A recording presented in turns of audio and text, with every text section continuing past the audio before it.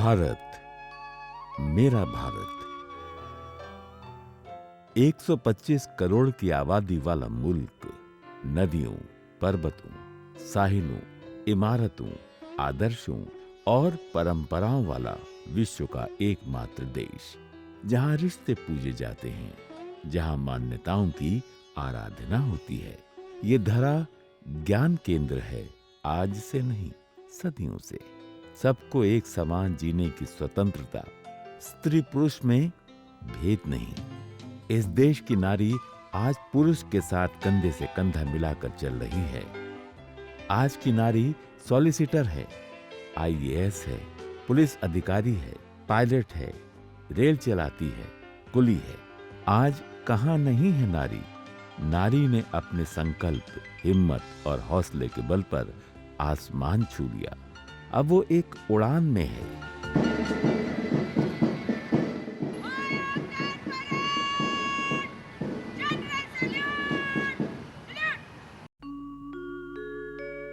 भारत में लगभग 71% आबादी देहात में है, लेकिन अफसोस कि शहर छोड़ दें तो गांव का चित्र आंसुओं के रंग से बना है। हम अपने आप को पढ़ा लिखा समाज कहते हैं। क्या यही है हमारी तालीम कि हम बेटे की चाह में अंधविश्वासी होकर बेटियों के अस्तित्व को गर्भ में ही समाप्त कर दें? माँ, अभी तो भगवान ने मेरे हाथों पे किस्मत की लकीरें भी नहीं बनाई, और उनसे पहले ही आप सबने मेरी तकदीर का फैसला सुना दिया। और यदि वो जन्म भी ले ले तो उसे बाजार दें, तिरस्कृत करें, शिक्षा से वंचित कर दें। वो बर्तन मांजे, चूल्हा चौका करे, मार खाए और घुट घुट कर सो जाए। इनकी सूनी खामोश आंखों में सपनों की जगह कांटे उगाए हैं। इनके बिन ख्वाहिशों की जिंदगी भी लड़कों की तरह महकना चहकना चाहती है। ये भी समंदर की लहरों से लड़ना चाहती है। आज भी हमारी झूठी शान की वजह से लड़कियां लड़कों की तुलना में कम हैं। जो लोग भ्रूण हत्या में लिप्त हैं, वो डॉक्टर या समाज का कोई भी छोटा या बड़ा हो, उसे कड़ी से कड़ी सजा दी जानी चाहिए। ये दर्द हमारे प्रधानमंत्री ने महसूस किया और उनकी आत्मा से एक संकल्प ने जन्म लिया। बेटी बचाओ, बेटी पढ़ाओ। गंगा की तरह बेटी की रक्षा करनी है। बेटियों को जीने देना है, आगे बढ़ाना है, ताकि हम आगे बढ़ें, देश आगे बढ़े, दुनिया आगे बढ़े। बदलिए सोच, बदलेगा माहौल। आइए चलें नए क्षितिज की ओर। नारी एक नए रूप में संसार को आलोकित करने को तत्पर है, और उसके इस रूप को हम कहते हैं स्वयं सिद्धा।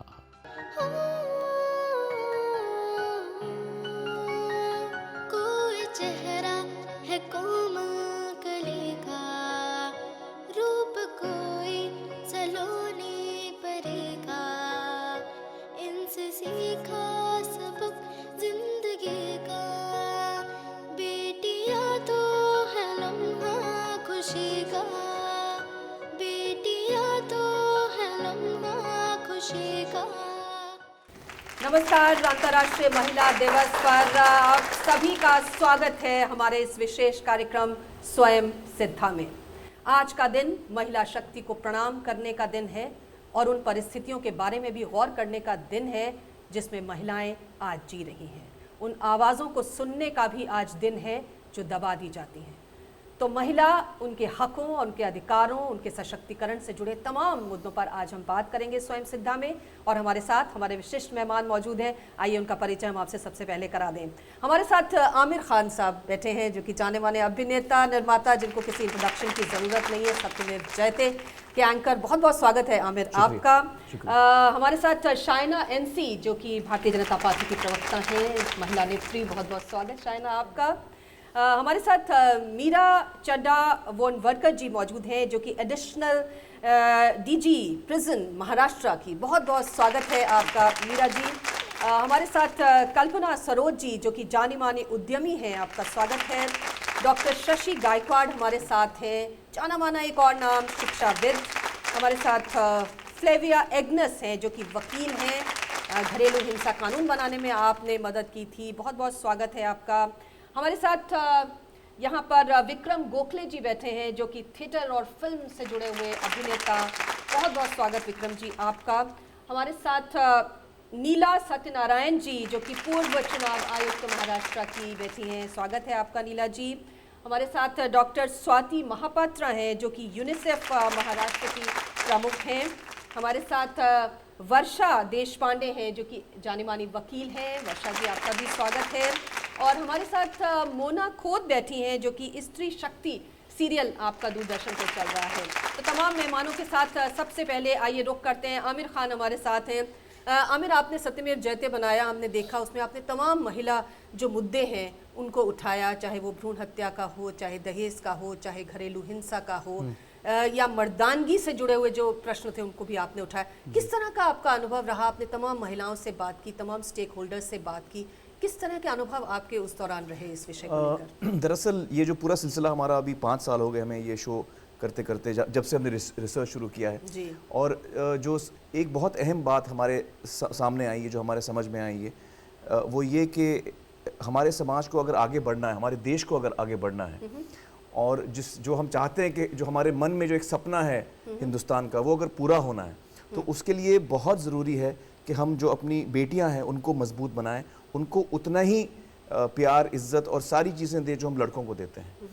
और जब लड़की जो है मजबूत बनेगी तभी हमारा देश आगे बढ़ेगा, ये हमारा मानना है। तो ये बहुत ही एक फंडामेंटल इशू है मुझे लगता है। देखिए, देश किस चीज़ों से बनता है? देश बनता है फैमिली से, परिवारों से, और परिवार का जो सेंटर होता है वो अक्सर हम देखते हैं कि महिला होती है, और जब महिला ताकतवर होती है तो परिवार ताकतवर होता है, उससे देश ताकतवर होता है। तो आई थिंक जब से बच्ची पैदा हो,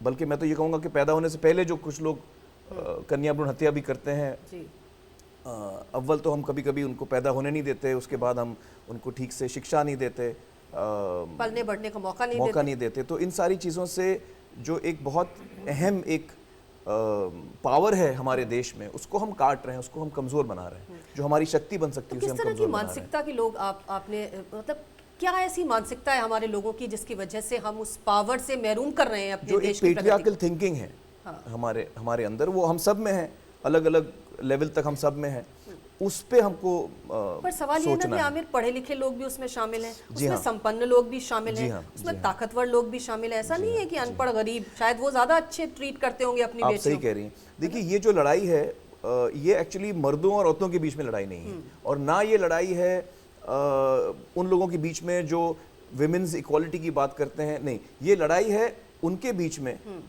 जो जस्टिस में बिलीव करते हैं और जस्टिस में बिलीव नहीं करते, चाहे आप मर्द हो या औरत हो। क्या हम समानता में बिलीव करते हैं? नहीं। क्या हम जस्टिस में बिलीव करते हैं? नहीं। एक तरीके का हर इंसान से व्यवहार हो, उसमें हम मानते हैं कि नहीं? अगर हम उसमें मानते हैं तो फिर हमें ये भी मानना पड़ेगा कि लड़की जो है वो उतनी ही हमारे लिए अहम है जितना एक लड़का है। तो इस पे हमें बहुत सोच विचार करना। हमारे साथ शायना एनसी बैठी हैं। शायना, आप तो महिला नेत्री हैं और तमाम तरह की समाज की महिलाओं से आप जुड़ती हैं, बात करती हैं।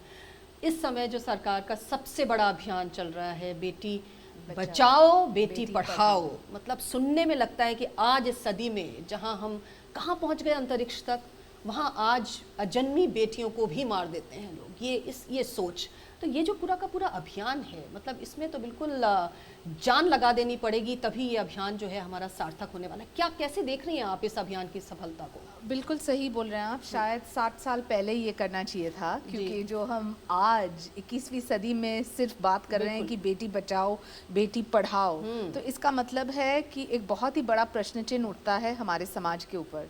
मैं मानती हूँ कि हमारे सरकार ने स्पष्ट रूप से कहा है कि जो आप महिला को सही में एम्पावर करना चाहते हैं तो आप क्या कर सकते हैं? उनको शिक्षित करना पड़ेगा, उनको सुरक्षित करना पड़ेगा, और आपको देखना पड़ेगा कि उनको एक रोज़गार मिले जहां वो इकोनॉमिकली एम्पावर्ड है, जहां हम सबको पता है और ये पैनल में हर एक महिला को पता है कि जब आप आत्मनिर्भर है तो सामान्य ढंग से लोग आपका सम्मान करते हैं। अभी हकीकत में ये होना चाहिए या नहीं होना चाहिए है, इसके ऊपर विवाद ज़रूर हो सकता है। तो सरकार की तरफ से बेटी बचाओ बेटी पढ़ाओ एक अभियान है जहां हम चाहते हैं कि 21वीं सदी में शिक्षा सुरक्षा हर एक महिला को मिले, ऊपर स्तर से लेकर नीचे स्तर तक। और मैं एक ही संदेश देना चाहती हूँ आज के दिन, क्योंकि मैं मानती हूँ कि महिला दिवस मनाने के लिए हर एक महिला को महिला का समर्थन करना चाहिए, और ऐसा नहीं कि पुरुष को ही सम्मान करना चाहिए, लेकिन जिस घर में एक महिला को एक मौका देती है तो मैं मानती हूँ कि सही में तब परिवर्तन होगा। जी, हमारे साथ यहाँ मीरा जी बैठी हुई हैं जो कि एडीजी प्रिजन महाराष्ट्र से आती हैं। मीरा जी, अगर पुलिस की हम बात करें तो अक्सर देखा जाता है कि वो महिलाएं जो दर्द से पीड़ित होती हैं, सताई हुई होती हैं, जब वो पुलिस के पास पहुंचती हैं तो पुलिस से वो संवेदनशीलता उसे मिलती नहीं है, उसकी शिकायतें दर्ज नहीं होती, उसकी एफआईआर दर्ज नहीं होती, उसके साथ तमाम तरह के दुर्व्यवहार भी पुलिस थानों में होते हुए देखे जाते हैं। आपको क्या लगता है कि महिलाओं को, और ख़ास तौर पे महिलाओं के प्रति संवेदनशील बनाने की पुलिस को आज सबसे बड़ी ज़रूरत है? देखिए, आपने जो कहा एक बहुत ब्रॉड जनरलाइजेशन कहा, तो मैं उससे एग्री नहीं करती। कई बार ऐसा होता है कि महिलाओं को उचित ट्रीटमेंट नहीं दिया जाता, परंतु हर पुलिस स्टेशन में पहुंचने पर महिलाओं को न्याय नहीं मिलता, उनसे सेंसिटिवली उनसे बात नहीं की जाती। इससे जाहिर है ये बात सही है कि इसको जनरलाइज हम नहीं करें, लेकिन हम ये कह रहे हैं कि जो पुलिस की छवि है वो उतनी संवेदनशीलता भरी नज़र नहीं आती महिलाओं को कि वो उनके लिए उनके पास जाएं, हक से जाएं। उन्हें कहीं एक डर और खौफ लगता है पुलिस के पास जाने का भी। ये तो आज जैसा आपका कार्यक्रम है जी, इसकी संधि लेके हमको महिलाओं तक ये संदेश देना चाहिए कि ये पुलिस डिपार्टमेंट जो है ये आपके लिए ही है। बिल्कुल, आप इससे मत डरिए, आप यहाँ आइए। और हमारे राज्य में, महाराष्ट्र में 1994 से 33% रिजर्वेशन है महिलाओं के लिए। आज महाराष्ट्र में जी 10% तक महिलाएं पुलिस स्टेशन में काम करती हैं, और मुझे बहुत गर्व होता है ये कह के कि वो हर तरह की ड्यूटी करती हैं, नाइट राउंड करती हैं, वो फायरिंग में इतनी अच्छी हैं, फायरिंग प्रैक्टिस में बहुत अच्छी हैं, लॉ एंड ऑर्डर करती हैं वो हैंडल, वो क्राइम इन्वेस्टिगेशन बहुत अच्छा करती हैं। तो हमारे देश में ये एक 30 या 33% महिलाएं पुलिस में आए, इसके लिए हर स्टेट, हर राज्य अपनी तरफ से ये प्रयत्न कर रही हैं। तो एक ऐसा माहौल क्रिएट करना मांगते हैं हम पुलिस स्टेशन में, जो आपने कहा कि डरती हैं। हाँ। अगर आपको हर पुलिस स्टेशन में महिलाएं दिखेंगी, बिल्कुल, वो पोजीशन ऑफ पावर में दिखेंगी और वो आपकी मदद करने के लिए तैयार दिखेंगी, तो ये जो बहुत देर से ये सुनने में आता है कि खौफ है, डर है, वो वातावरण भी कम होगा। और इसके बारे में कम बोल के महिलाओं के लिए ही पुलिस स्टेशन है और महिलाएं वहां जा सकती हैं। अगर ऐसा वातावरण तैयार किया जाए तो ये डर खौफ तो कम होगा। और हम बहुत प्रयत्न करते हैं कि महिलाओं को संवेदनशील ट्रीटमेंट दिया जाए, उनकी प्रॉब्लम्स को समझा जाए और उनको न्याय दिया जाए। जी आमिर, एक छोटा सा रिएक्शन मैं आपसे चाहती हूँ। जिस तरह से भी बोल रही हैं मीरा जी की महिलाओं की अगर संख्या बढ़ जाए, अगर हर थाने में आपको महिलाएं दिखें तो ज़्यादा सेंसिटिविटी बढ़ती है महिलाओं की। लेकिन सवाल ये भी है कि हम सुरक्षा के लिए हर पुलिस वाले को तो महिला के पीछे लगा नहीं सकते और हर महिला को थाने में बिठा नहीं सकते। ये जो एक संवेदनशीलता बनाने की जो बात है, ये कहीं ज़्यादा अहम है, चाहे वो पुरुष हो या महिला हो, संवेदनशील होना चाहिए। नहीं, आप सही कह रही हैं। देखिए, सच्चाई तो ये है कि पुलिस में वही लोग हैं जो हमारे समाज से। बिल्कुल सही। तो जो हमारे समाज की जो बाय एंड लार्ज जो ब्रॉडली जो सोच है वो आपको हर क्षेत्र में मिलेगी, वो आपको फिल्मों में भी मिलेगी। फिल्मों में हम देखते हैं कि कई दफ़ा मैं देखता हूँ फिल्मों में कि हम जिस तरह से औरतों को दिखाते हैं वो उसे हमें नहीं दिखाना चाहिए। हाँ। तो ये सेंसिटिविटी हम में भी नहीं है। हाँ। तो मेरा कहने का मतलब ये है कि सोसाइटी में जब इन अ जनरल लेवल जब ये पेट्रियार्कल थिंकिंग कम होगी, तब ये आपको हर डिपार्टमेंट में आपको ज़्यादा नज़र आएगा। तो जो कमी आपको अगर आज किसी भी एक डिपार्टमेंट में नज़र आ रही है, किसी भी एक क्षेत्र में नज़र आ रही है, वो सिर्फ उस क्षेत्र की बात नहीं है। ठीक है, आप जुडिशरी में देख लें, आप फिल्म इंडस्ट्री में देख लें, आप किसी भी वॉक ऑफ लाइफ में देख लें, ये सेंसिटिविटी कम है हम में। और इसलिए हमें इसमें आगे कोशिश करनी है कि ये सिचुएशन चेंज हो। हमारे साथ कल्पना सरोज जी हैं जो कि उद्यमी हैं। कल्पना जी, हमें मालूम है कि आपने जब शुरुआत की तो आपका बाल विवाह हो गया था और उसके बाद आपने बड़े ही प्रयत्नों के साथ आप एक उद्यमी के रूप में आज हमारे सामने। किस तरह की परेशानियां एक महिला को आती हैं जबकि वो अपने परिवार से बंधी होती है, कई तरह के बंधनों में बंधी होती है, और जब बाहर आना चाहती है क्या कुछ उसको कर गुजरना पड़ता है? महिलाओं को बहुत कुछ बर्दाश्त करना पड़ता है। सबसे पहला तो घर से लेके पड़ोसियों तक क्योंकि कामकाजी महिलाएं जब घर से बाहर पड़ती है जी। तो घर के लोग भी थोड़ा अजीब मतलब बिहेवियर करते हैं कि बाहर जा रही है पता नहीं क्या करेगी, मतलब सपोर्ट नहीं करेंगे। पड़ोस के लोग देखेंगे कि हाँ काम के लिए जा रही है, पता नहीं बाहर जाके क्या कर रही है, क्योंकि हमारे टाइम की बात है, आज तो बहुत सारी महिलाएं जा रही है, काम अपना अपना कर रही है। जैसे कि पुलिस के बारे में आपने एक सवाल किया था, मैं उसमें थोड़ा सा बोलना चाहूँगी। बिल्कुल बोलूँ। सो जैसे कि कहा है कि महिलाएं पुलिस स्टेशन में नहीं जाती है क्योंकि हिचकिचाती है या उन्हें ऐसे लगता है कि उन्हें इंसाफ नहीं मिलेगा।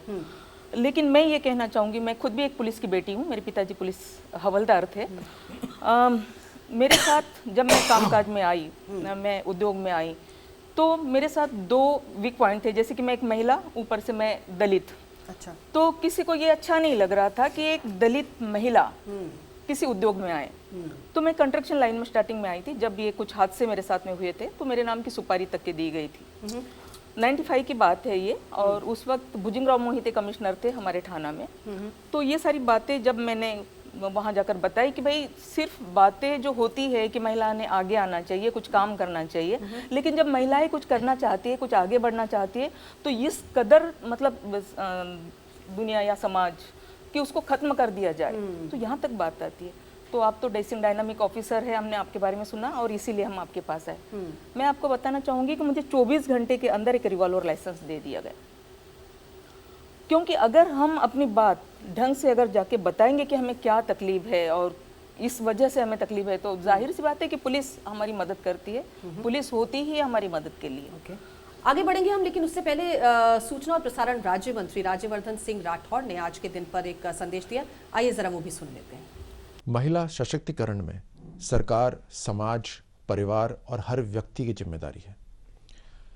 इसमें शिक्षा का भी बहुत बड़ा रोल है। एक शिक्षित बेटी कई पीढ़ियों को सक्षम बनाने में कामयाब रहती है। इसमें सोच बदलने की ज़रूरत है। सरकार भी कई नीतियां लेकर आई है। प्रधानमंत्री खुद पूरे मन से हर बार बेटी बचाओ बेटी पढ़ाओ की बात करते हैं। उन्होंने कहा कि 1 साल के अंदर अंदर हर सरकारी स्कूल के अंदर 100% शौचालय होने चाहिए, जो होंगे अभी कुछ महीने बाद तक। हमें यकीन करना है कि हमारे गांव में, हमारे शहर में, हमारे घर में क्या महिलाओं को हमारे बराबर का दर्जा मिल रहा है। हमें अपनी सोच बदलनी है। महिलाएं आजकल 2 गुना काम करती हैं, घर भी संभालती हैं और पूरा प्रोफेशनल काम भी संभालती हैं। इस देश की एक मजबूत स्तंभ है वो। आज इंटरनेशनल वुमेन्स डे पर हर बेटी, हर बहन, हर माँ जहाँ पे भी हैं, हम सब नतमस्तक नमन करते हैं और आइए सब मिलकर इस देश को और मजबूत बनाते हैं। और अपनी चर्चा को, बातचीत को आगे बढ़ाते हैं। स्वयं सिद्धा में हमारे साथ डॉक्टर शशि गायकवाड़ जी बैठी हुई हैं, जो कि जानी मानी शिक्षाविद हैं। शशि जी, आपने अपना पूरा जीवन जो है शिक्षा को समर्पित किया है, और आज हम जानते हैं कि बेटी बचाओ बेटी पढ़ाओ पर बहुत जोर है। पर सवाल ये है कि बेटी को किस तरीके से पढ़ाना है और क्या पढ़ाना है जिससे वो अपने पैरों पर खड़ी हो। सिर्फ साक्षरता या साक्षर बना देना ही शायद उसके लिए काफ़ी नहीं होगा। इस जो घोषणा दी गई है, इसमें 2 बातें हैं जी। बेटी बचाओ और बेटी पढ़ाओ। बेसिकली बेटी क्यों कहा गया, लड़की क्यों नहीं कहा गया? लड़की पढ़ाओ, लड़की पढ़ाओ। बिल्कुल, बेटी बोला गया क्योंकि बेटी ये एक वात्सल्य का सिंबल है, प्रेम का, ममता का सिंबल है, और वो यदि उसको बचाया जाए तो वो ममता जो है उसकी, वो बड़े होकर वो स्त्री की गरिमा में, गौरव में जुड़ जाती है। तो स्त्री की गरिमा, गौरव जो है वो बचपन से, पैदा होने के पहले से कहीं निहित है। उसे बचाना बहुत ज़रूरी है। यदि वो नहीं बचती है तो एक समय ऐसा आएगा जबकि विश्व का बैलेंस ही बिगड़ जाएगा। ये बहुत ज़रूरी है। और दूसरी बात है बेटी पढ़ाओ। बेटी को क्यों पढ़ाना है? यदि वह बेटी पढ़ती नहीं है तो उसके तरफ देखने का जो नज़रिया है और उसकी जो शक्तियाँ हैं, स्त्री शक्ति जो कहलाती हैं, ये शक्तियाँ बहुत उसके अंदर निहित है। उन शक्तियों को शिक्षा के द्वारा हमें और आगे बढ़ाना है, ताकि वह जब अपने पैरों पे खड़ी हो, अपने घर को, अपने मायके के लोगों को, अपने ससुराल में भी सबको वो मदद कर सके। और जब वो स्वयं इंडिपेंडेंट रहेगी, जैसे आपने कहा स्वयं सिद्धा, कई स्वयं सिद्धाएँ हैं, कई ऐसी हैं जिनका नाम भी पता नहीं चलता है। तो ये स्वयं सिद्धा कैसे होती है? जब तक कि वो साक्षर न हो। और ये सिर्फ साक्षरता की बात नहीं है, पढ़ाने में उन्हें एक सही शिक्षा दी जानी चाहिए। ये सही शिक्षा का मतलब है वैल्यू बेस्ड एजुकेशन। बिल्कुल, और कहीं ना कहीं उसे एक माहौल देने की भी जरूरत है बहुत। कि वो सुरक्षित माहौल में स्कूल पहुंच जाए, स्कूल उसके घर के पास हो, वहाँ पर एक शौचालय भी हो, बहुत जरूरी है।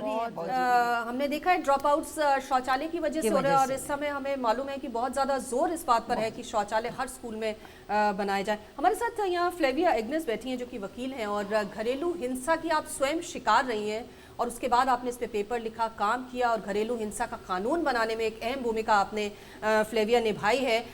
ये बताइए कि जो घरेलू हिंसा का कानून है, कानून तो बन गया, लेकिन आज भी हम जानते हैं कि चार दीवारी के अंदर कमरों के भीतर पिटाइयाँ होती हैं, मार कुटाई होती है, जिसमें स्त्रियाँ जो हैं तबाह होती हैं। आपको क्या लगता है किस प्रकार से ये कानून को हम कहते हैं ना कि जैसे धरती पर उतार लाएं, किसी भी चीज़ को आपने कर तो दिया, इसमें कितना बड़ा एक फासला आपको नज़र आता है?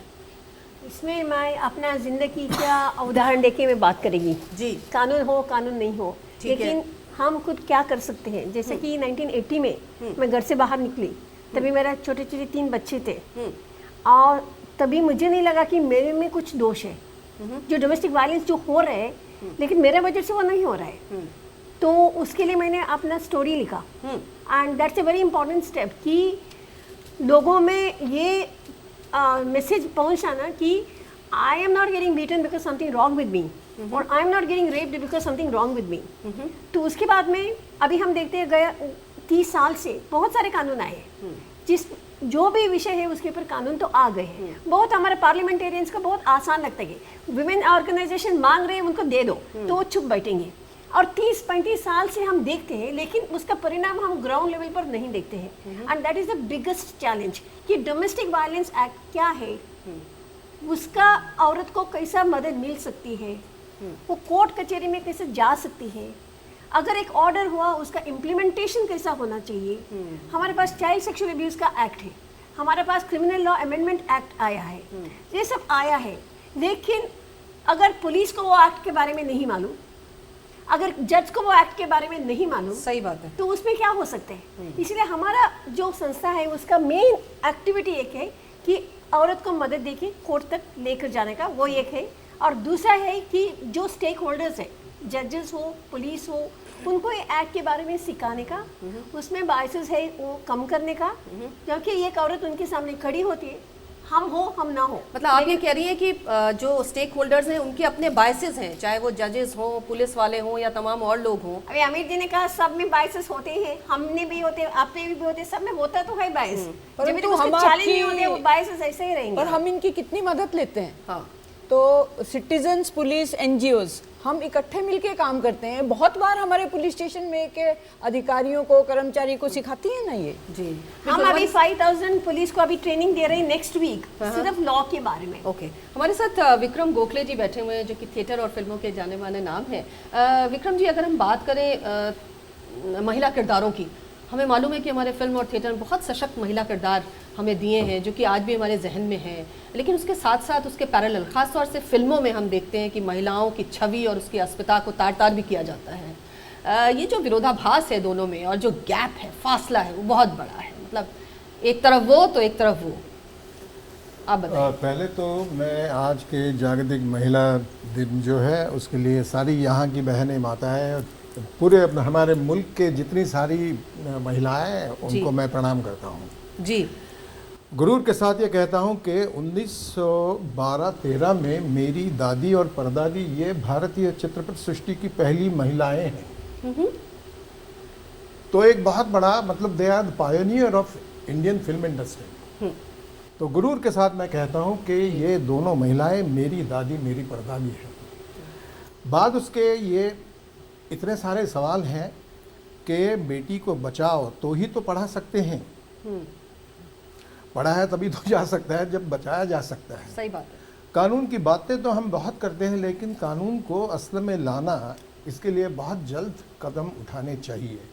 अब हमारे लिए नया सरकार जो आया है, वो नई सरकार को ये मेरी दरख्वास्त है कि जल्द से जल्द ऐसा कानून जो है कि जो इस तरह के जो अत्याचार करते हैं महिलाओं पर, आज इतने सालों के बाद, हमें आज़ादी मिलने के बाद अभी भी हमें ये सीखना पड़ता है, सिखाना पड़ता है कि महिला की इज्जत करो। बिल्कुल। तो इसकी वजह जो है उसको ढूंढनी चाहिए। जी। मेरा ये मानना है कि आपने जैसे कहा कि पढ़े लिखे लोग भी ये अत्याचार करते हैं, with due respect to the field of justice. कुछ चंद दिनों पहले एक वकील साहब ने ये कहा कि अगर मेरी बहन किसी और आदमी के साथ अगर मैंने देखी तो उसे जिंदा जलाऊंगा। 3-4 दिन पहले की बात है। ये कैसा है कि क्या है, ये कहाँ जा रहे हैं हम लोग सब? जी। उससे पहले माफ़ करना, राजनीति में कोई किसी ने कुछ ऐसा कुछ कह दिया कि औरतों से ही गलतियां होती है इसलिए तो रेप्स होते हैं। तो किस तरह की मानसिकता हमारे देश में, हमारे मुल्क में, हम लोगों में आ बैठी है जी। ये बहुत मुश्किल है। जी। मेरा ये मानना है और मैं इस पे भरोसा करता हूँ कि सख्त से सख्त कड़ी सज़ा मिलनी चाहिए। ओके। कुछ लोग बोलते हैं कि सिर्फ सज़ा से कुछ नहीं होगा। अभी आपके जो सवाल है उसका मैं जवाब देता हूँ कि हमारे इंडस्ट्री में हमारी इंडस्ट्री तो पैसा बनाने के लिए थी, है। आज का सिनेमा जो है वो बहुत अलग है।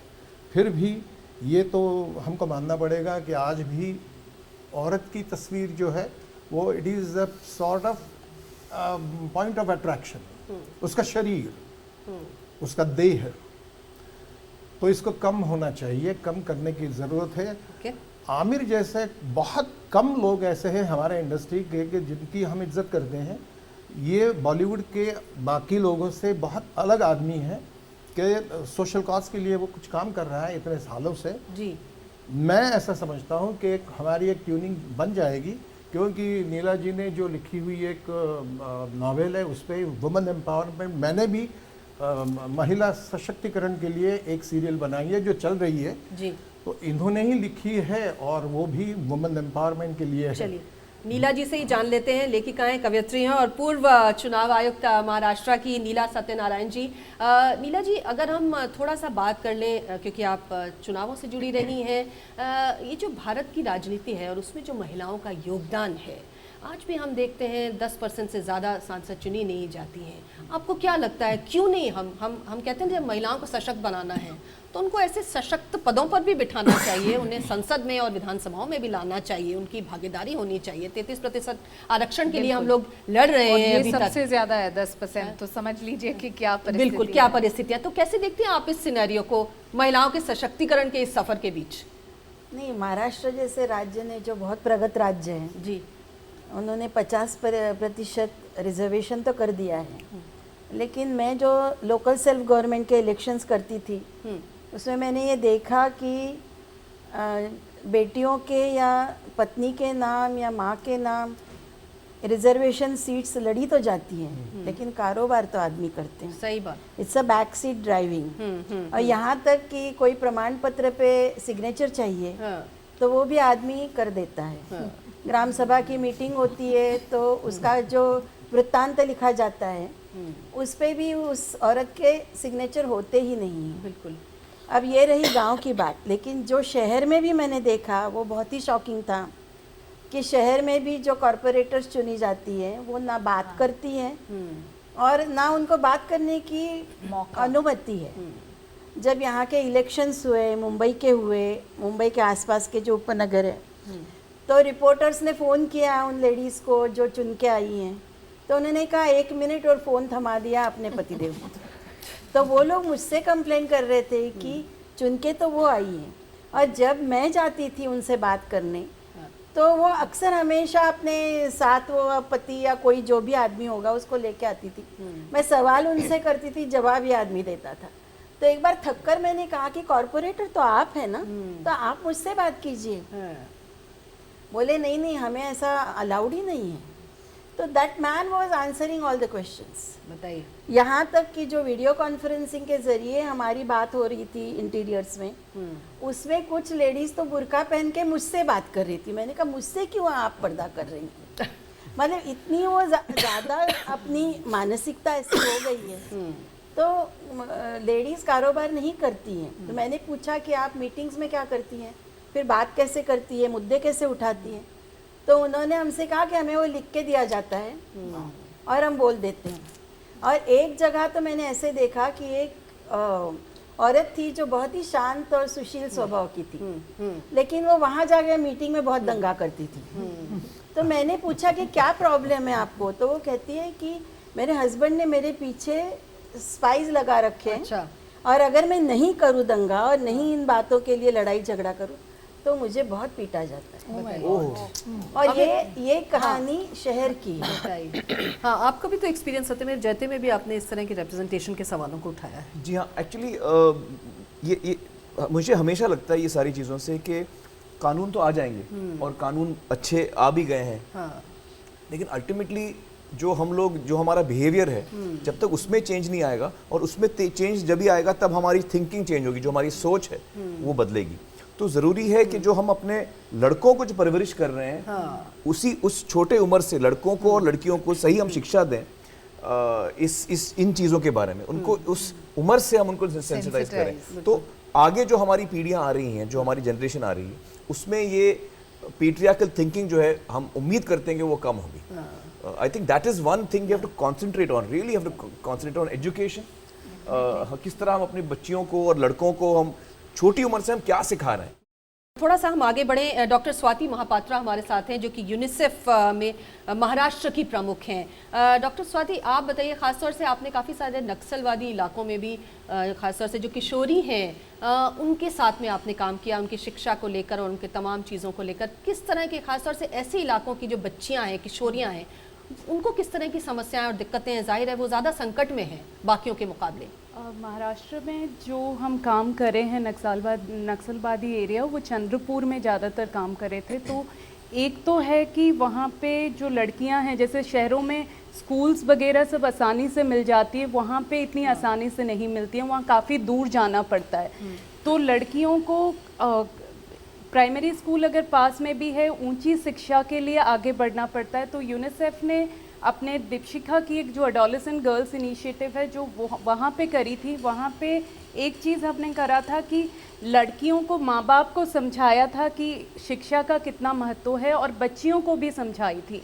तो गांव में लड़कियों का गट भी बना था, जिससे लड़कियाँ खुद समझना चाहिए कि एजुकेशन बहुत ज़रूरी है, जिसके लिए वो अपना गट भी बनाती थी। और ये सारे एरिया में बाल विवाह भी बहुत जल्दी होती हैं कि स्कूल जब तक जाती हैं, लेकिन जहाँ गांव में स्कूल ख़त्म हो गया वहाँ पे शादी भी कर देते हैं। तो ये लड़कियाँ अपना विवाह रोकती थीं, और ये स्कूल जाने के लिए भी अगर बसिंग की सर्विसेज है या कुछ उस तरह की भी फैसिलिटीज़ उन्होंने करी हैं। तो एक चीज़ जो मैं कहना चाहूँगी कि जैसे आमिर जी ने कहा कि खाली लड़कियों को एम्पावर करना, एक तो वो एम्पावर हो जाएंगी, लेकिन लड़कों को भी उस पूरी प्रक्रिया में लाना बहुत ज़रूरी है। और दूसरा है कि गवर्नमेंट मशीनरी, क्योंकि यूनिसेफ गवर्नमेंट मशीनरीज के साथ बहुत काम करती हैं, सारे जैसे महिला बाल विकास हुआ या स्वास्थ्य हुआ, हम उनके साथ भी काम करते हैं। तो एक तो पॉलिसी गाइडलाइंस पे चेंजेस होनी ज़रूरी है, और दूसरा जो मॉडल हम गांव पे दिखाते हैं, क्योंकि लड़कियां, माँ बाप, उन सबको वो जागरूकता की ज़रूरत है कि वो आगे बढ़ सके। जी, हमारे साथ वर्षा देशपांडे हैं, जो कि जाने मानी वकील हैं। वर्षा जी, अगर हम बात करें निर्भया कांड के बाद जिस तरह का एक सशक्त लॉ हमारे सामने आया, लेकिन एक बहुत बड़ी जो इशू रहता है वो ये है कि जो महिलाओं की सुरक्षा से संबंधित जो चीज़ें हैं उसमें फास्ट ट्रैक नहीं हो पाता है, चीज़ें लटकी पड़ी रहती हैं, कोर्ट में केसेस पड़े रहते हैं, यहाँ तक कि महिलाएं कहती हैं कि केस को तैयार करने में ही इतना वक्त चला जाता है। तो ये सारी चीज़ें जो हैं, जो कि कहीं ना कहीं रुकावट डालती हैं, आप उन्हें किस तरह से एड्रेस करवाना चाहेंगी? जैसे मीरा जी ने अभी कहा कि हमें NGO, प्रशासन और शासन मिलकर इस मुद्दे को आगे बढ़ाना है। खास तौर पर जितना भी महिला आयोग से लेकर जितनी भी सिस्टम्स बनी है सरकार में, उन सब पर जब भी अपॉइंटमेंट्स किया जाता है या सिस्टम बनाया जाता है, जैसे अगर बेटी बचाओ की बात करें तो सेंट्रल सुपरवाइजरी बोर्ड है, स्टेट सुपरवाइजरी बोर्ड है, महिला बाल कल्याण से जुड़ा, आरोग्य विभाग से जुड़ा, लेकिन एक तो ये वक्त पर बनता नहीं है। बना तो इसमें जितनी भी अपॉइंटमेंट्स होती है, जो लोग सही काम करते हैं उनको नहीं रखा जाता। शैना जी हमसे सहमति रखेंगी कि पहले तो ये पॉलिटिकल पार्टी से उनसे जुड़ती है कि नहीं वो देखा जाता है, और हाँ में हाँ मिलाती है कि नहीं वो देखा जाता है। तो उसकी वजह से सिस्टम और कानून बढ़िया बने हैं, लेकिन उसमें जो सही लोग जाना चाहिए वो वहां पर होते नहीं है, और उसकी वजह से जो हमें आगे बढ़ने का जरूरत है वो होता नहीं है। कानून बनने के बाद, जैसे आमिर जी ने बिल्कुल सही मुद्दा उठाया कि अगर हमारे मर्द जो जुडिशियल ऑफिसर बनकर बैठते हैं वो अगर पुरुष सत्ताक सोच से आते हैं, तो आप जो भारत की कानून बना लीजिए, स्वतंत्रता से पहले से अगर देखेंगी तो 40 से भी ज्यादा कानून मर्दों को शानपन देने के लिए, मतलब एक सोच देने के लिए, और औरतों को एक इक्वालिटी और एक हिंसा मुक्त समाज देने के लिए इस देश में इनैक्ट किए गए। गर्भाशय से लेकर बिल्कुल हम स्मशान घाट तक जिंदगी भर हमें एक इंसान के तौर पर जिंदा रखने के लिए इतना सारा कानून बना, लेकिन कानून के लिए जो सिस्टम बना है, मीरा जी को पर्सनली हम बहुत रिस्पेक्ट करते हैं, लेकिन पुलिस वो कभी भी, मतलब मुझे कई बार लगता है कि ब्रिटिश जाते समय पुलिस को छोड़ गई भारत में। मीरा जी एक रिएक्शन छोटा सा। कई बार हमें यह तकलीफ होती है कि पुलिस जब भी हमारे सामने, हम उनके सामने बजा के बैठते हैं तो वो हमारे साथ आरोपी समझकर ही बात करते हैं। कॉग्निजेबल ऑफेंस हो तो एनसी दर्ज होगा, और एनसी वाला चीज हो तो भगा दिया जाएगा। और यही इंडिकेटर है पुलिस में कि पुलिस में जितना कम दर्ज होगा उस पुलिस स्टेशन में कंप्लेंट्स, उतना पुलिस स्टेशन अच्छा है। और इसलिए ज्यादातर वो होना चाहिए कि उधर माहौल अच्छा हो। एक बात बताना चाहूंगी कि छेड़छाड़ी के बारे में सुप्रीम कोर्ट ने एक डायरेक्शन दिया है, उस डायरेक्शन की कोई भी इम्प्लीमेंटेशन देश भर में आपको कहीं भी दिखने को नहीं मिलती। मीरा जी आप छोटा सा रिएक्शन। एक तो मैं वर्षा जी से पूछना चाहूंगी, मैं सातारा में 3 साल पुलिस अधीक्षक थी, कितनी बार इनके साथ हमने काम किया। सातारा पुलिस आपकी बात नहीं कर रही, वो नहीं तो जनरल बात कर रही। हाँ, पर मुंबई पुलिस जो है आज एग्निस मैडम के साथ काम कर रही है। तो जहाँ ये उदाहरण है कि पुलिस ने सेंसिटिविटी से काम नहीं किया, वहाँ कितने ही उदाहरण हैं जहाँ पुलिस एनजीओ सिटीजन्स का हाथ पकड़ के आगे आती है। और दूसरा, वर्षा जी, क्राइम को कम करना ये बहुत पुरानी सोच है। आज महाराष्ट्र में और सारे देश में विशेषतः महिलाओं के विरुद्ध जो क्राइम है, गुनाह है, वो हम बहुत तत्परता से दाखिल करते हैं। ये बड़े शहरों की बात है, ये गांव स्तर पर इतना सच नहीं है, लेकिन इसको हमें उठाना चाहिए ताकि माहौल बने, जेंडर इक्वालिटी का समझ हमारे पुलिस के बीच में। सही बात है। हम डिनायल मोड में चले जाएंगे तो हम कुछ बदलाव छोटा सा रिएक्शन चाइना देना चाह रही है। संक्षेप में मीरा जी बिल्कुल सही कह रही है, क्योंकि जो लोड है पुलिस फोर्स के ऊपर, ये भी समझना आवश्यक है। और ये समझना कि एक आध केस में हमें न्याय नहीं मिला है तो 100 केसेस में जो न्याय मिला है वो भी उजागर कीजिए, क्योंकि मैं मानती हूँ कि ये नकारात्मक सोच में हम जाएं तो हम लगातार चर्चा विवाद भी करते रहेंगे। सकारात्मक रूप से देखें कि ये 1 2 3 चीज हम इम्प्लीमेंट करें। जैसे कि आपने फास्ट ट्रैक कोर्ट्स की बात की, मुंबई में वो कीनन रूबिन केस इतने साल बाद अभी तक न्याय नहीं मिला है, तो ये सभी चीजों के ऊपर जरूर एक प्रश्न चिन्ह उठता है, लेकिन मैं जनरलाइज नहीं करना चाहूँगी। मोना खोत हमारे साथ हैं, जो कि स्त्री शक्ति सीरियल इस समय दूरदर्शन पे चल रहा है। मोना, अगर हम टेलीविजन की बात करें तो बड़ा एक अच्छा माध्यम है जिसके माध्यम से हम इस तरह के विषयों को उठा सकते हैं। आपको क्या लगता है कि टेलीविजन के माध्यम से महिलाओं को जो सशक्त करना है, उसके प्रति टेलीविजन या मीडिया की कितनी रुचि रहती है? चाहे टेलीविज़न हो या फिल्म्स हो, एक यही है जो कि समाज का एक सही नज़रिया दिखा सकते हैं और लोगों को ज़्यादा से ज़्यादा लोगों तक पहुंच सकते हैं। तो ये सिर्फ एक मीडियम ही है कि ज़्यादा से ज़्यादा लोग उस चीज़ को समझें, अपनी सोच को बदलें। बेटी बचाओ की मतलब मैं एक बहुत ही जनरल एक चीज़ बोलना चाहूँगी कि एक बच्चे को माँ चाहिए होती है, एक भाई को बहन चाहिए क्योंकि राखी बांधनी है, चाहिए, एक पति को पत्नी चाहिए, लेकिन मेरे को आज तक समझ नहीं आया कि बेटी क्यों नहीं चाहिए। तो ये सारे किरदार ख़त्म हो जाएंगे। मतलब क्यों हमारी ये सोच क्यों है ऐसी? मुझे ये स्त्री शक्ति का ना ये सबसे बड़ा मुद्दा है। बिल्कुल, और किरदार ही क्यों? औरत की अपनी भी तो एक अस्तित्व है, वो सिर्फ एक औरत भी सारे है। जो ये सबसे बड़ी बात है। क्यों आमिर, आपको नहीं लगता जब भी हम देखें उसे एक खांचे में ही देखते हैं? जी हाँ, एक औरत के रूप में क्यों नहीं? रक्षाबंधन की बात आपने की, तो पिछले कई सालों से मेरी बहनें तो मुझे बचपन से राखी बांध रही हैं जी।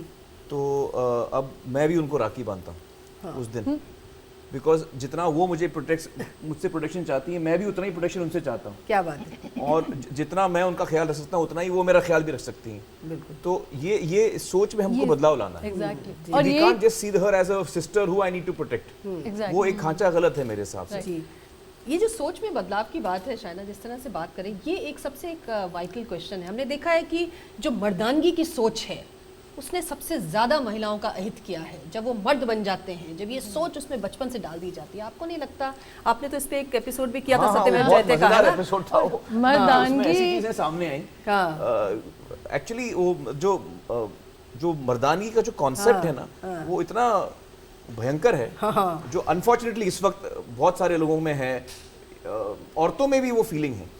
एक्चुअली मुझे अल्टीमेटली एक चीज समझ में आई है कि वो पावर से जो है ना चीजें बदल जाती हैं। तो मर्द हो या औरत, इन प्लेस ऑफ पावर के नाम पे औरत का शोषण या औरत, जहाँ औरत के हाथ में भी पावर आता है, फिर वो भी गलत करना शुरू करती है, क्योंकि वो भी तो उसी समाज से। बहुत कम, मैं इससे आपसे सहमत नहीं हूँ। Not in positions of, I'm not saying IPS and all that. But women are more balanced. नहीं, That's he's my talking view. about politicians. ठीक है, I'm saying human, I'm talking about human nature. Actually मैं तो अंतर देखता ही नहीं हूँ औरतों में मर्दों में, मैं ह्यूमन नेचर की बात कर रहा हूँ। तो ह्यूमन नेचर में ये एस्पेक्ट आता है, चाहे आप मर्द हो औरत हो। Once you have power, then you start, power corrupts and absolute power corrupts absolutely. So this is the thing that I mean, I feel that I constantly keep coming, and that's one of the reasons जो हम लोगों ने सत्यमेव इसलिए हमने शुरू किया कि हम जो शिक्षा दे रहे हैं अपने बच्चों को, एक तो स्कूल में बहुत इंपॉर्टेंट उनको शिक्षा मिलती है, घरों में वो बहुत ज़रूरी है, लेकिन जो पॉपुलर मीडियम्स हैं, चाहे वो कहानियाँ हों, चाहे वो फिल्में हों, चाहे वो टीवी सीरियल्स हों, जी हम लोग इतना कुछ कर सकते हैं वो वैल्यूज को बिल्ड करने में बच्चों के अंदर। बिल्कुल, हमारे पास बहुत कम वक्त बचा है और आगे का रोड मैप क्या होना चाहिए, क्योंकि ये एक दिन है और हमें ऐसे कई दिन महिलाओं के लिए बनाने हैं, उनको सलाम करने के लिए। क्या मानती हैं आप, फाइनल कमेंट्स में क्या कहना चाहेंगी? मैं एक दिन नहीं है हमारे लिए। मैं यही कहूँगी कि 33% आरक्षण बिल्कुल ज़रूरी है। जब एक महिला सशक्त रूप में आपकी आवाज़ बुलंद कर सकती है और वो लेजिस्लेशन से लेके अपने कंस्टिट्यूंसी तक, तब आप परिवर्तन देखेंगे, तब आप देखेंगे कि सब एक समान होंगे। एग्नेस, आप क्या कहना चाहेंगी? मुझे क्या कहना है कि ये सब बात ठीक है, लेकिन एक बहुत इम्पोर्टेंट इशू हम मिस कर रहे हैं जी, जो सेक्सुअलिटी है, जो लड़कियों का सेक्सुअलिटी है। क्यों हम डरते हैं लड़की को बाहर भेजने का? क्यों हम बोलते हैं कि 12 साल के बाद उसकी शादी करना चाहिए? क्योंकि हमारा मन में एक डर है कि ये लड़की क्या हो रहा है, किस तरह से हो जाएगी। तो अगर हम लड़कियों के पास विश्वास रखें that she will go on the right path, then I think girls will go very far. We have to address sexuality. Doctor Shashi, मैं ये कहूँगी कि हर स्त्री, हर लड़की, बच्ची अपने आप को पहचाने, ऐसी शिक्षा उसे दी जाए कि उसकी क्षमताएं क्या है, वो क्या कर सकती है। तो ये इस प्रकार की शिक्षा और सही शिक्षा सिर्फ स्त्रियों को नहीं, लड़कियों को नहीं, पर पुरुषों को भी देनी चाहिए। कल्पना जी। जी बिल्कुल, एक्चुअली स्त्री एक शक्ति है, अपने आप में एक शक्ति है, वो अपने आप को पहचाने। अगर हम देखें तो स्त्री को कहते हैं ना, जैसे कि लक्ष्मी, सरस्वती और दुर्गा, वक्त पड़े तो दुर्गा भी बन जाए। अगर वो दुर्गा नहीं बनेगी तो फिर मतलब कुछ भी हो सकता है, इसलिए वक्त पड़े तो उसको दुर्गा भी बनना पड़ेगा। मीरा जी, मुझे ऐसा लगता है कि सिर्फ सरकार से अपेक्षा ना करके नागरिक और सरकार इन दोनों को इकट्ठा, और specially help of academicians, research academicians, नागरिक और सरकार, इनको इकट्ठा मिलकर इस दिशा में जाना चाहिए। जी, आप क्या कहेंगी? स्त्री शक्ति, अगर हम शक्ति की बात करते हैं तो वो एक अकेली नहीं है, एक आदमी और औरत मिलकर ही शक्ति है। और मैं कभी भी इसमें डिफरेंस नहीं करना चाहेंगी, कभी नहीं करना चाहूंगी। दोनों मिलके करेंगे तो शक्ति और बढ़ेगी। कहते हैं कि एक गाड़ी के दो पहिए हैं, वो गलत थोड़ी कहते हैं। वर्षा जी, फाइनल कमेंट्स। दलित और महिलाओं को कानून के साथ ही इस देश का पूरा इतिहास देखा जाए तो कभी कभार थोड़ा जस्टिस मिला है और इक्वालिटी की तौर हम थोड़े बड़े हैं।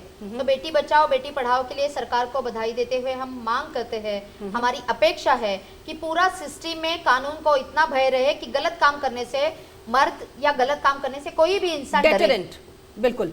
डॉक्टर स्वाति, सच ये है कि आज का जो ज़माना है वहाँ पे सरकार, जो NGOs हैं और जो लोग हैं, सबको एक साथ, और मीडिया, सबको एक साथ काम करना चाहिए और लड़कों को इस पूरे प्रक्रिया में जोड़ना चाहिए। खाली विमेन एम्पावरमेंट से काम नहीं चलेगा। नीला जी, मैं सोचती हूँ कि सारी महिलाएं अगर एक हो जाए तो किसी की हिम्मत नहीं है कि कोई भ्रूण हत्या करे या कोई भी इस तरह का काम करे।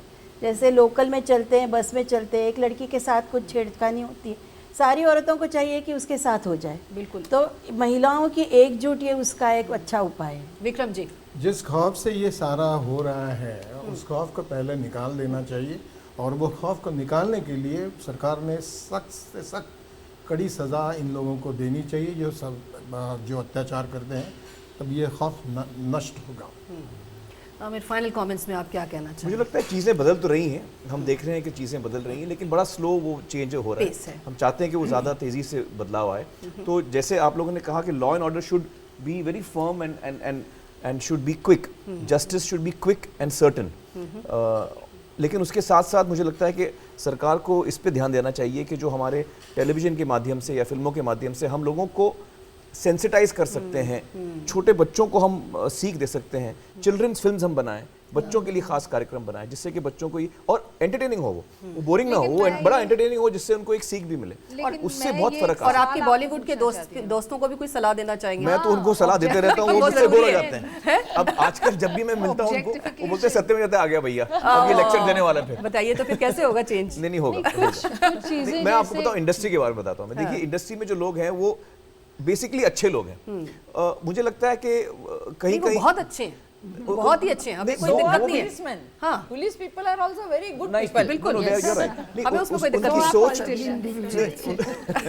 मैं आप दोनों से एक सवाल करना चाहूँगा, आपसे भी और आपसे भी, कि आपकी हथकड़ियाँ जब आती है पकड़ने के लिए तो कलाइयाँ गुनाहगार की और आपकी जो हथकड़ी है उसके बीच में इनके फील्ड से कोई फोन आता है, कोई चेहरा दिखता है आज भी? ओके, हाँ, देखिए ये तो लंबी बहस का विषय हो जाएगा। बस अब अपनी बात खत्म करिए। आप अपने बॉलीवुड के दोस्तों को भी सलाह देते हैं इस मामले में कि महिलाओं का चित्रण कैसा हो, उनकी छवि कैसी दिखाई जाए? मैं अक्सर इस पे बात करता हूँ सभी से, और मुझे लगता है कि हमको इंडस्ट्री के लोगों को सेंसिटाइज करना बहुत जरूरी है। एक वर्कशॉप करें हम उनके लिए, और फिर वो जब वो बात समझ लेंगे, they are sensitive people, they will also not like to contribute to something which is going against our society. सही बात है। तो वो भी, लेकिन ये करना जरूरी है, सेंसिटाइजेशन वर्कशॉप करना जरूरी है। और जैसे कि सत्यमेव जयते की एक बेसलाइन भी थी कि मुमकिन है, संभव है, कोई भी काम असंभव नहीं है, हम चाहें और अगर हौसला रखें तो हो सकता है। तो बिल्कुल इसको हमें मुमकिन बनाना है और अपनी चुप्पी को हमें तोड़ना है, सामने आना है,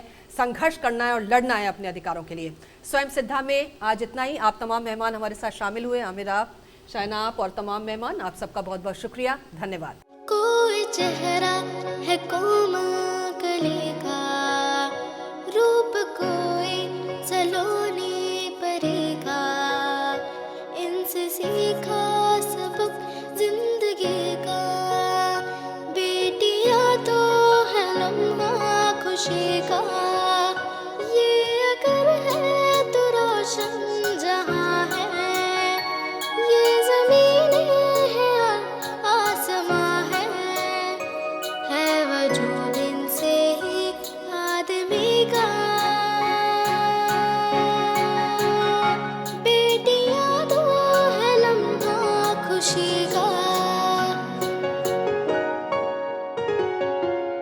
इनसे इनकी सदाएं न छीनो, इनसे इनकी अदाएं न छीनो।